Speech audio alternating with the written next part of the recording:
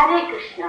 त्वयि मे अनन्य विषया, त्वयि मे अनन्य विषया, मतिर्मधुपते असकृत्, मतिर्मधुपते असकृत्।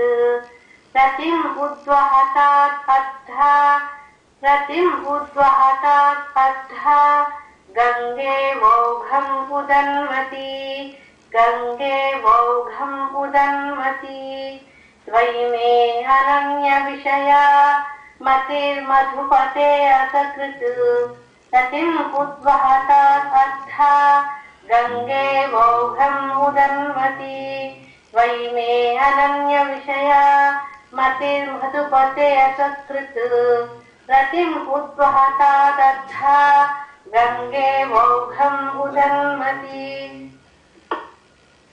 Hare Krishna. In this posting of Shravanam Smaranam, we will cover one another Kunti Stuti Shloka, which is in Canto 1, Chapter 8, 42nd Shloka. I will read the meaning. O Lord of Madhu, as the Ganges forever flows to the sea without hindrance, let my attraction be constantly drawn unto you without being diverted to anyone else. Twayi, unto you, may my, that is Kunti Devi speaking to Lord Sri Krishna, Ananya Vishaya, unalloyed, Matihi, attention, Madhupate, O Lord of Madhu, Asakrit, continuously, Ratim, attraction, Uddhavata, may overflow, Adha, directly, Ganga, Ganges,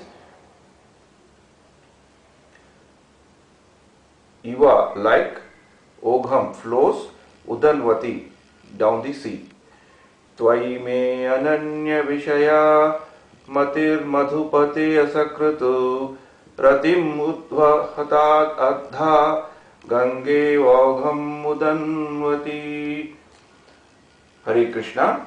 Om Ajnanatimirandasya Jnananjana Shalakaya Chakshur Unmilitam Yena Tasmai Shri Gurave Namaha.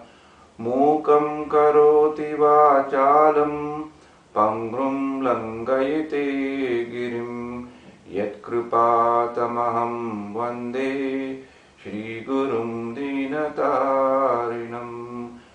Hare Krishna. So I repeat, today we are covering one selected shloka from Kunti Stuti 1.8.42. So before I go to this, before I go to the explaining this verse or whatever little I have understood from the teachings of Acharyas, I'll again read the meaning. O Lord of Madhu, as the Ganges forever flows to the sea without hindrance, let my attraction be constantly drawn unto you without being diverted to anyone else. So the key points of today's verse are attraction towards the Lord and without being diverted or without being deviated. So this is the last of the selected shlokas that we wanted to cover in the Kunti Stuti. Even though there are several shlokas, we have selected few important shlokas that we know are most often quoted and often referred shlokas as far as Kunti Stuti is concerned. So before we dwell into the meaning a bit more, I just wanted to take this opportunity of today to quickly recap on what we have covered on Kunti Stuti till now. So basically we said Kunti Stuti, the context of which is after the Kurukshetra war, when Pandavas are enthroned and Yudhishthira becomes the king and he starts ruling the country. Krishna declares that he is leaving for Dwaraka and he is leaving Hastinapura. At that time, Pandavas and Kunti come to Krishna and ask him not to leave Hastinapura because they wanted the association, guidance and protection of Krishna always.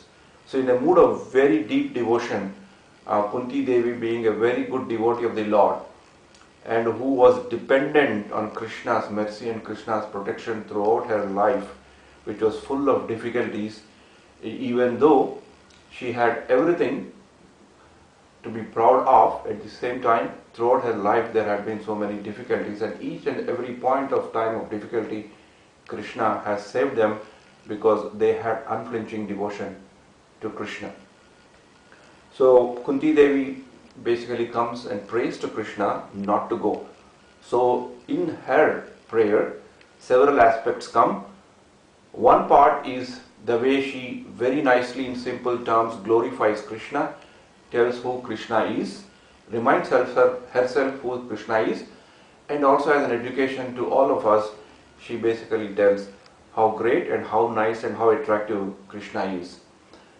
And going further, she also tells how we need to consider and make use of our difficult periods, and how in a deeply rooted devotion we should always ask for difficulties or vipadha, which Srila Prabhupada has described as calamities, so that we can remember the Lord, and when we remember the Lord and if His presence is there, we can overcome the cycle of birth and death. So Kunti Devi repeatedly requests Krishna that let difficulties come to me. So that's a very, very unusual prayer that we look into that. And then she says how God can be experienced and God can become visible to us. And she tells that it's only when we are materially exhausted, then God will appear to us. Janma, Aishwarya, Stuta, Shribi. These four qualities for which everybody hankers for can in fact become very dangerous if one gets intoxicated with that or one goes after them. So he will never become materially exhausted. Materially exhausted can have two connotations. One is losing everything that we have, material possessions. More than that is consciousness. How we adopt and dovetail our consciousness towards God, and how that material hankering will slowly subside, and then only we will be able to see the Lord. So after doing that, we also covered a shloka which basically tells, in order to cultivate these good qualities of glorifying the Lord, enjoying that glorification, coming to a point of seeking the presence of the Lord, even though if it means calling for calamities, and how not to get intoxicated with the things that we are hankering for, she basically gives us a very nice processes of listening, chanting and remembering the Lord, and also she gives the benefit of what happens if you do that. And in today's shloka, basically she displays what is her own unalloyed devotion, and she gives us a glimpse to us what could be a proper understanding context of being an unalloyed devotee. So I'll quickly read the shlokas that we have covered before with the meaning. So I humbly request your patience, because this post is going to be a bit longer than the normal post, because we're going to cover so many shlokas. Krishnaya Vasudevaya Devaki Nandanaya Cha Nanda Gopakumaraya Govindaya Namo Namaha. This is 1821. This is the first of those glorification shlokas. Let me therefore offer my respectful obeisances unto the Lord, who has become the son of Vasudeva, the pleasure of Devaki, the boy of Nanda, and the cowherd men of Vrindavana, and the enliver of the cows and the senses. The next shloka we covered is 1822. Namah Pankajanabhaya Namah Pankajamaline Namah Pankajanetraya Namaste Pankajandhraye. My respectful obeisances unto you, O Lord, whose abdomen is marked with a depression like a lotus flower, who are always decorated with garlands of lotus flowers, whose glance is as cool as the lotus, and whose feet are engraved with lotuses. And then we covered another shloka. This is the very famous shloka about the calamities. Vipadaha santustaha shasvat tatra tatra jagat guru bhavato darshanam yatsyat apunar bhavadarshanam. I wish that all those calamities would happen again and again, so that we could see you again and again. For seeing you means that we will no longer see repeated birth and death.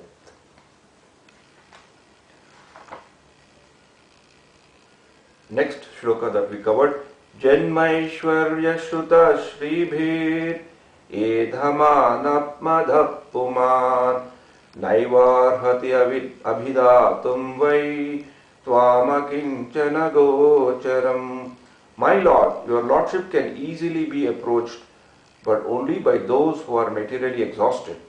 One who is on the path of material progress, trying to improve himself with respectable parentage, great opulence, high education and bodily beauty, cannot approach you with sincere feeling. And the last week's shloka, Shrunvanti gayanti grunanti abhikshnashaha smaranti nandanti tavehitam janaha tayeva pashyanti achirena tavakam bhava pravaho paramam padambujam. O Krishna, those who continuously hear, chant, repeat your transcendental activities. So these are the three very important things, particularly in this age of Kali, to hear the glories of the Lord, to chant the glories of the Lord, and to repeat the glories of the Lord and enjoy while doing so your transcendental activities, or take pleasure in others doing so. Certainly see your lotus feet, which alone can stop the repetition of birth and death. And in today's shloka, we are seeing, in the previous shloka she has talked about processes of hearing, remembering and chanting, and what is the benefit of doing that is that one can see the lotus feet of the Lord, one can experience the presence of the Lord, and those people who intend to get there, intend to apply those processes in true word and spirit, tend to develop one important characteristic, that is unflinching and unalloyed devotion towards Lord. So today's topic mostly goes around the word devotion, which also some way means surrender, which also means a service towards Lord, which also has a connotation and a connection of being attraction. If you are attracted to the Lord, we tend to serve Him, we tend to please Him, and while doing so, we develop a taste of experiencing Him, and then we try to do more and more, and that's how we develop the attraction. And so, while we are developing attraction, our devotion and our attitude to service will increase, not only to the Lord and to the devotees of the Lord also. So, there are several places these things come, attraction and undeviated method in which we should do the devotion. Many places this topic keeps repeating. I will try to cover few of those I know. Quite significantly, when this kind of a topic comes about bhakti or devotion, Vaishnava Acharyas refer to a wonderful text called Nectar of Devotion, Bhakti Rasamrita Sindhu, which very loosely spoken, it talks about nuts and bolts of bhakti. It basically defines what is bhakti, it basically defines what is Uttama Bhakti. So today, since Kunti Devi is exhibiting her unalloyed devotion, we will try to remember some of the shlokas of that nectar of devotion, Bhakti Rasamrita Sindhu. One definition of Uttama Bhakti is Anya Abhilashita Sunyam Jnana Karmadi Anavrutam Anukulena Krishna Anushrilanam Sevanam Bhakti Uttama. So Anya Abhilashita Sunyam. Here also Anya. So leaving aside other things, making it zero, other things other than Krishna or God, anya abhilashitarshanam, jnana karma dhyanavrutam, even getting rid of or coming away from mental, speculative, dry philosophical knowledge and following the footsteps, anukulena krishnanushilanam, doing what is favorable, sevanam bhaktiruchate. If you try to serve Lord in that fashion, that is supposed to be topmost devotion. And while we say that we have to get attracted, Acharyas give very nice explanation of that. It may look very easy to say that we should get attracted to Lord, but it is not easy to implement, because in this material world where we are in, we are under the clutches of Maya. Every step, everywhere, there is a struggle with Maya, which we have to overcome. So one way of getting attraction is to get a distaste to Maya. That is one type of renunciation. And some spiritual seekers, some people who want to self-realize themselves, get into this path of getting away, through negation, from the things which are not attractive, to which we should not be attracted to. But practically speaking, it is very difficult, because even though however hard we may try to get away from those, physically we may run away from those attraction, but mentally it's very difficult. So Acharyas have told us to change our consciousness. Matir, the word here is very nicely given. Mind plays a very important. So if we condition our mind to dovetail our activities to Krishna, dovetail our activities to a God-centric life, automatically we can try to get away from those attractions of Maya. Forcefully getting away from them may work for some time, may work for very, very, very few people, but majority of us will not be able to sustain. So that's why it is told that a nice analogy is given, like attraction, attitude of service and negation of the activities are like a pendulum. So if one extreme is to get rid of everything, run away from everything, and one extreme is to completely get attracted. So how do we balance this? Is through simple techniques of devotional processes, some of which Kunti Devi has already given in the previous shloka, chanting, remembering and hearing, and several other acharyas also have mentioned about these processes. So important thing is but mind is important, that we need to condition our mind. It is not easy. We need to work hard to do that by practicing devotional service, Navavida Bhakti, as which we have referred in the last week's post. Shravanam Kirtanam Vishnoho, Smaranam Padasevanam, Archanam Vandanam Dasyam, Sakhyam Atma Nivedanam. These 9 processes of bhakti, we can do that. And while we do that, while we try to get attraction to Lord, as Kunti Devi is wanting to have, as we also should wanting to have, we should also be careful on what we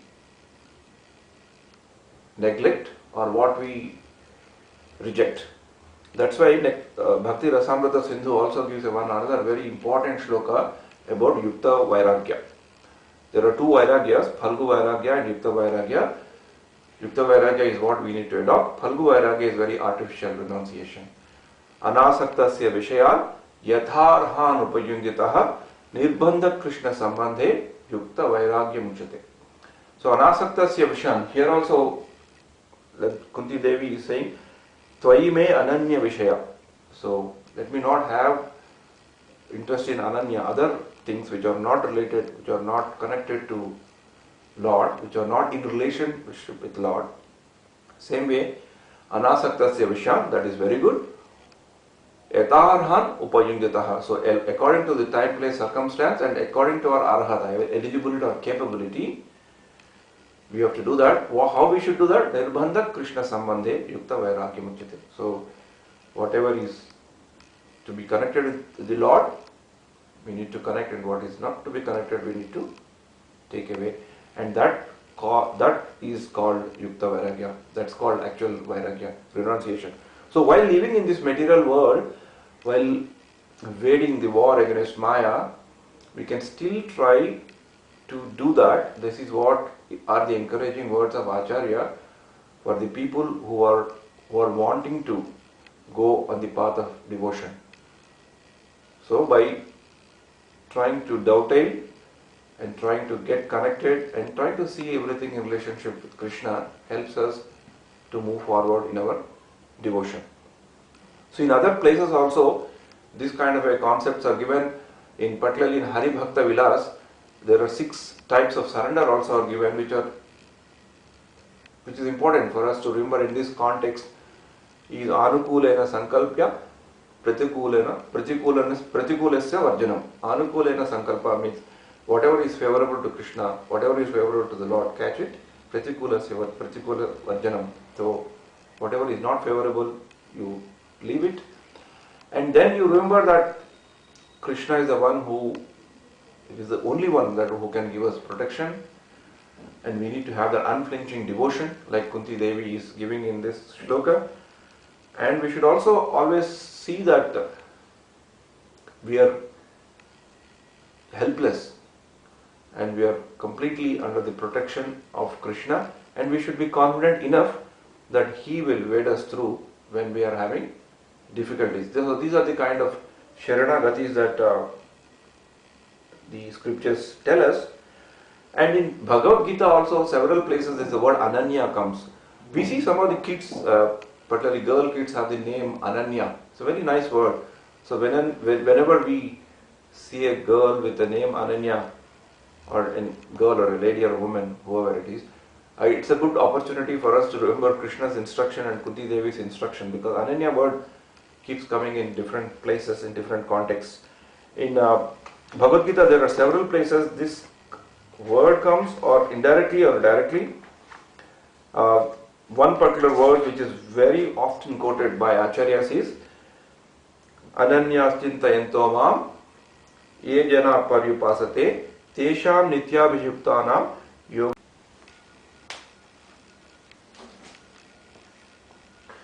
Hare Krishna.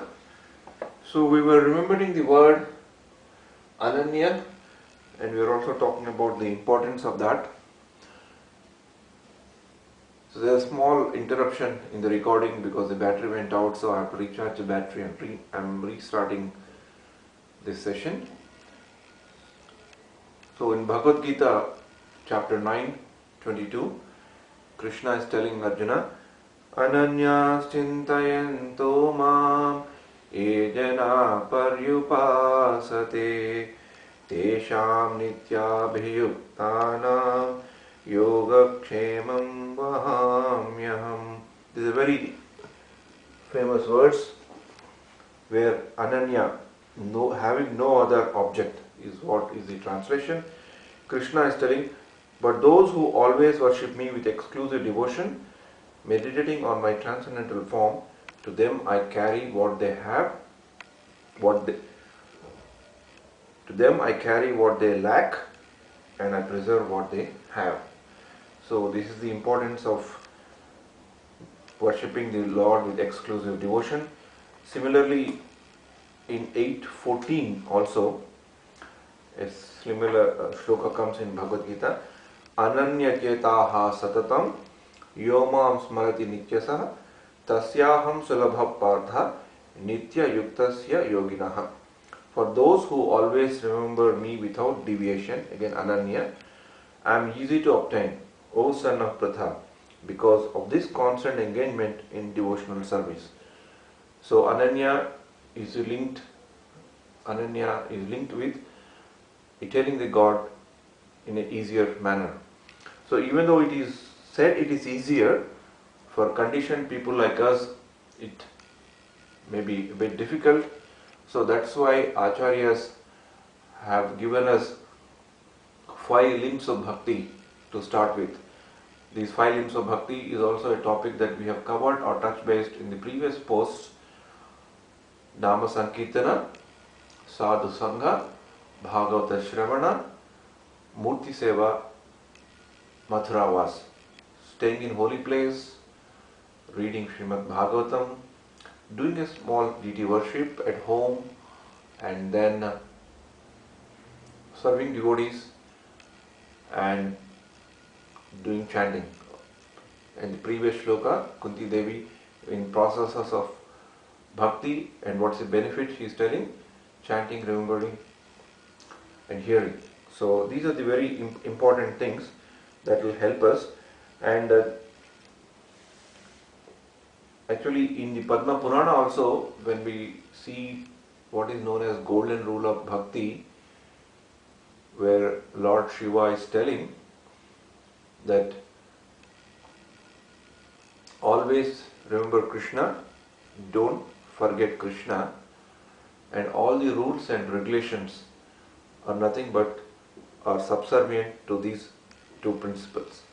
Smartavya satatam Vishnor, Vismartavya na jatachit, Sarve vidhi nishedasyo eta or eva kinkaraha. So always remembering Krishna and always remembering the Lord and developing an attraction in remembering the Lord are the most important things, because once we develop the attraction and feel happiness in that experience of remembering and trying to do things that are attractive to us and attractive to the Lord, and developing that taste is what is important for us to progress in devotional service. So Ananya and attraction are very important things. So whenever in this material world, when we are living, if we are getting attracted to something which is not related to Krishna directly, it's a point in pause for us to look back and see why we are attracting into that object, and how we can avoid getting attracted to that object which we cannot see in relationship with Lord, and try to dovetail our attraction more and more towards God. This is what Kunti Devi is telling, that if we have undeviated attachment towards God, and she is giving an example of Ganges, Mother Ganges, how it flows without any hindrance into the sea, then we will become more and more good and strong in our devotion. And Kunti Devi is actually praying Lord Shri Krishna to let her get that attraction, even though she has actually got that attraction. That's the reason why when Krishna told them that he is leaving Hastinapura, she immediately went to Krishna and gave and sang this wonderful stuti, which is full of devotion, love and a deep philosophy. So before we end this rather long session, I will again recite the shloka. This is 1.8.42 from Srimad Bhagavatam, one of the selected shlokas of Srimati Kunti Devi. Tvai me ananya vishaya mathir madhupate yasakrit ratim udbhatat adha gange vagham udanvati. O Lord of Madhu, as the Ganges forever flows to the sea without hindrance, let my attraction be constantly drawn unto you without being diverted to anyone else. Hare Krishna, Krishna Krishna, Hare Hare, Hare Rama, Rama Rama, Hare Hare. So we conclude this selected shloka series of Kunti Stuti. So again repeat the important things that we have covered. Glorification of the Lord, how nicely and simply Kunti Devi has glorified the Lord, the characteristics of the Lord, and how she has given us the siksha, the knowledge on why we should welcome calamities and how we should deal the calamities. And then Janma, Aishwarya, Sruta, Shribi, all those four things that most of the people in this material world are hankering for, how they can become disqualification in being able to see the Lord. And then what are the processes that need to be applied in the devotion in order to inculcate the knowledge that she has given so far. And what is the benefit? The benefit is that one can see the lotus feet of the Lord. And today, in this last selected shloka, taking the example of Ganges, she has given two very important things that we should remember in our devotional service, that is undeviation or unflinching faith or devotion, and being able to be attracted towards the Lord and to conduct our activities in such a fashion that God is in the center and is the center of influence of our lives, so that we can slowly and steadily progress in devotion life. It is very easy to say all these things. In today's post I did cover or refer so many shlokas. I thank all those teachers, acharyas, through whose teachings and through whose lectures I have picked up some of these shlokas or reference points. It's easy to tell, but constantly it should remind us that we need to decrease the gaps between our achar, prachar and vichar. So I humbly beg your mercy, your blessings and your good wishes, so that the huge gaps that I have in my achar, vichar and prachar slowly reduce as I try to do the chanting of the holy names of the Lord, and as I try my best to develop that attraction towards Lord, towards devotional service, and more so towards His great devotees. Hare Krishna.